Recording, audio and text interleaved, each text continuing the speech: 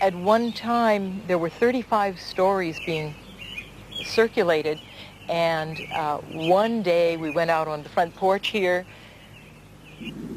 The mailbox was much too small. We looked out, and 17 manuscripts were scattered over the entire front porch, all having been rejected the same day.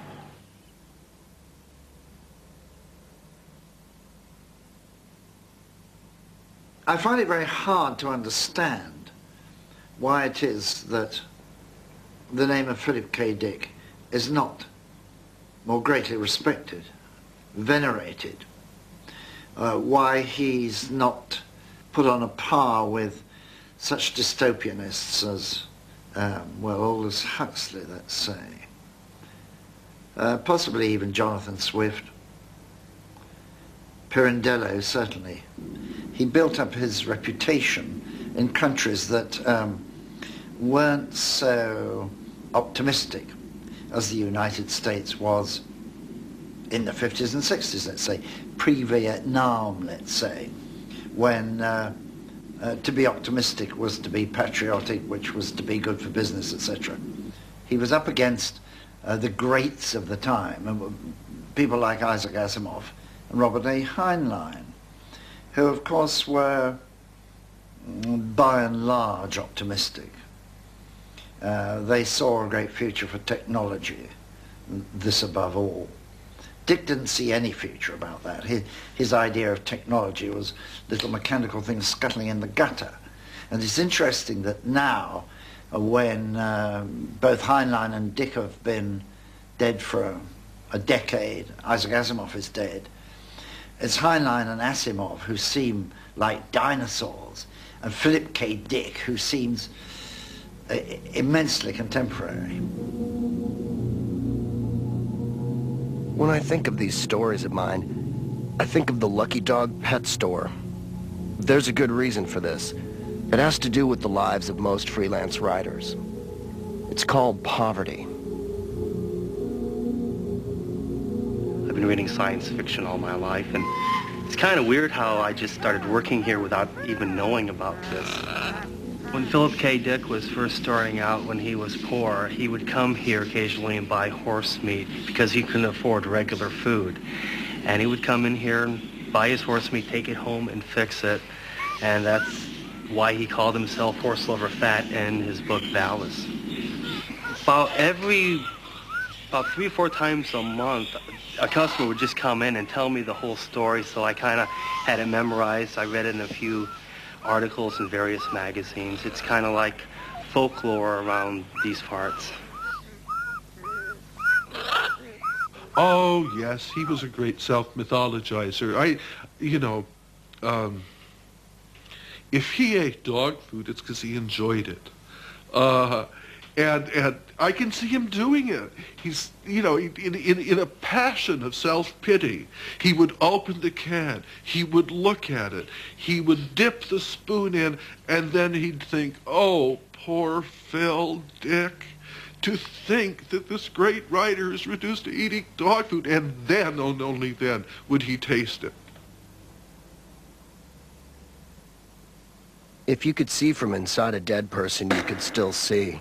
But you couldn't operate the eye muscles, so you couldn't focus. You couldn't turn your head or your eyeballs. All you could do was wait until some object passed by. You'd be frozen, just waiting and waiting. The riddle-like quality of a Dick novel is, I think, very attractive.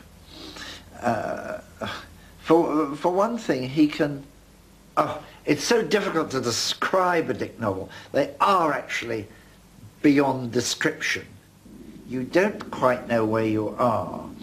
And at any moment, strange, malevolent creatures will appear who may be actual or may be part of an alternative world to which the other characters do not know they have access.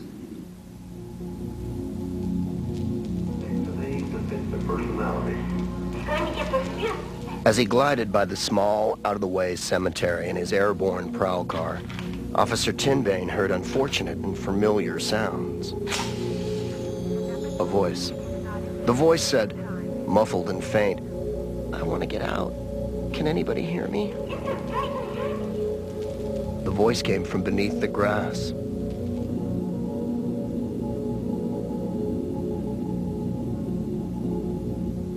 His baby sister, literally baby sister, Jane, died at the age of 6 weeks.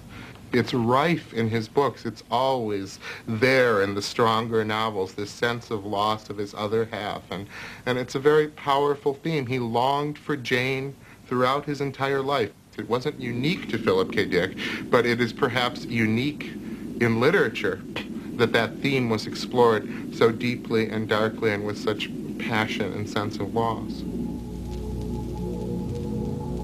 Someday the girl would die, and they would open up her body, perform an autopsy, and find a little wrinkled male figure, her brother, still no larger than a baby rabbit.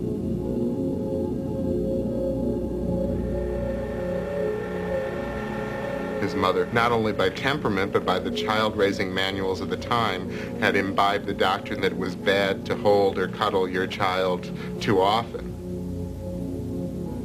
He hated his mother for what he felt as the poor treatment she had given his baby sister, and felt that she was responsible for her death.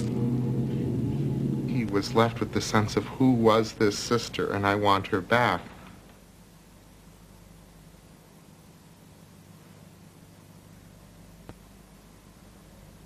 Describe in single words only the good things that come into your mind about your mother.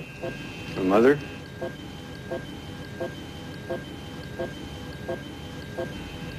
It's a test designed to provoke an emotional response. Shall we continue? Describe in single words only the good things that come into your mind about your mother. My mother? Yeah. Let me tell you about my mother.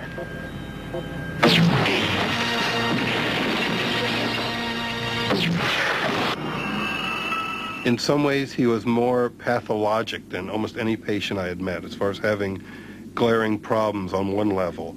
On another reality, he just didn't fit at all. When Phil and I commenced, I guess, round 2 of our therapeutic relationship in late '81, we both felt the need to look at foundations, to do some foundational work. Normally, that's something a therapist does in one session with somebody in an hour. Puts down a database, looks at their whole life.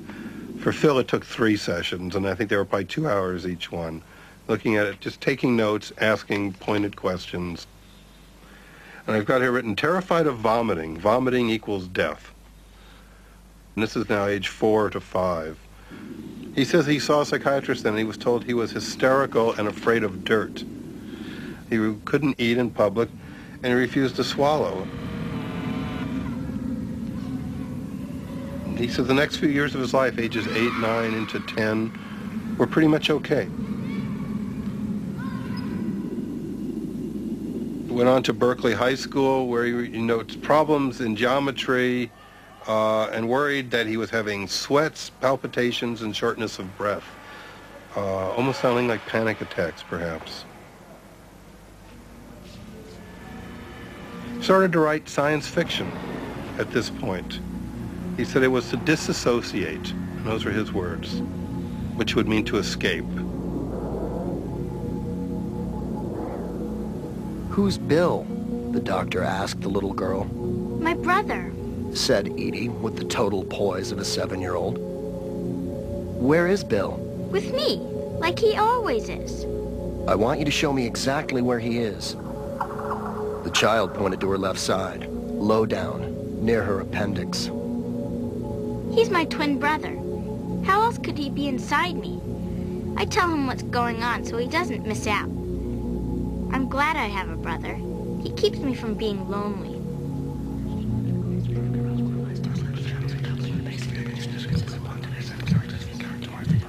He has this notion of the afterlife in many of his novels. You could say that the afterlife was a kind of a deep freeze, as if you'd been refrigerated.